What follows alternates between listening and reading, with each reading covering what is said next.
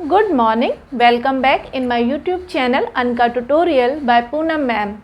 So let's start our today's topic Froebel.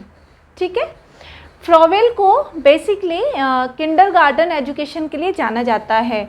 Froebel महोदय ने ये बताया था कि बच्चे का जो विकास हो सकता है वो खेल के द्वारा और खुद के काम करने से, learning by self doing activities के द्वारा हो सकता है. ठीक है, तो इनके बारे में एक ही प्रश्न आता है कि जो किंडरगार्टन शिक्षा है वो किसने दी, लेकिन और भी एक दो चीज़ें हैं, हम इनके बारे में पढ़ लेते हैं जिससे हमें एग्ज़ाम में हेल्प मिल सकती है. ठीक है, फ्रॉवेल का जो जन्म हुआ है वो 21 अप्रैल 1782 को, और जो इनका डेथ डे है वो है 21 जून 1852 को. ठीक है, जो फ्रॉवेल थे वो बचपन से ही बहुत माइंडेड बच्चे थे, लेकिन उनके पेरेंट्स इतने ज़्यादा अच्छे मतलब पैसे के तौर पर इतने ज़्यादा अच्छे नहीं थे कि वो उनको एक बहुत अच्छी शिक्षा प्रदान कर पाते.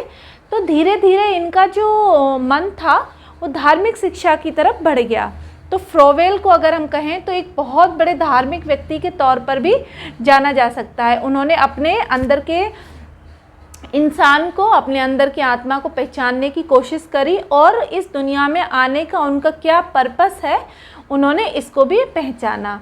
ठीक है, उन्होंने दो एक्टिविटी बताई हमारी शिक्षा के क्षेत्र में. जो उनका योगदान है वो है, जो उनकी जो थ्योरी है वो लर्निंग बाय प्ले, यानी कि खेल के द्वारा बालक सीख सकता है, खेल द्वारा सीखना.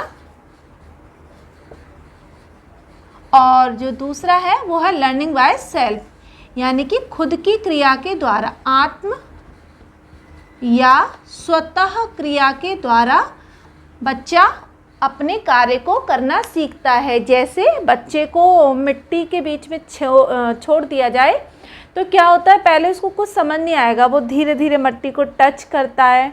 टच करने के साथ वो फिर अपने फिंगर्स को इस तरीके से करता है, और कई बारी क्या होता है कि वो मिट्टी को चख भी लेता है, खा भी लेता है.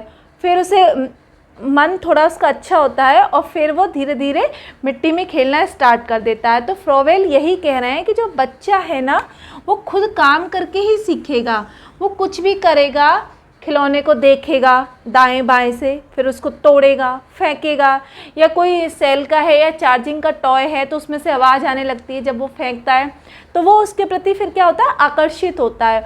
फिर चल के जाएगा और फिर उस खिलौने को उठाएगा, फिर उसके साथ वही चीज़ें करेगा.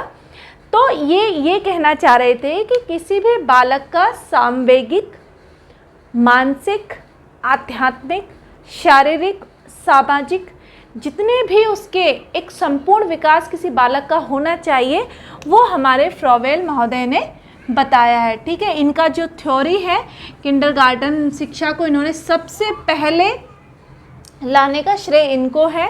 ये हमारे 19वीं सदी के आसपास मतलब माने जाते हैं शिक्षा के क्षेत्र में, और इनकी जो राष्ट्रीयता है वो है इनकी जर्मनी. ठीक है, एक ये छोटा सा टॉपिक था, इस छोटे से टॉपिक से ही दो क्वेश्चन आपके जरूर बनेंगे. किंडरगार्टन शिक्षा आपको कहाँ से प्राप्त होती है, किसने दिया है किंडरगार्टन को, तो फ्रॉवेल ने दिया. लर्निंग बाय प्ले और लर्निंग बाय सेल्फ का कॉन्सेप्ट किसने दिया, तो वो भी फ्रॉवेल ने दिया. तो चलिए मिलते हैं अपने अगले इम्पोर्टेंट टॉपिक के साथ अपनी अगली क्लास में. बाय बाय, और please like, share and comment. Okay, bye.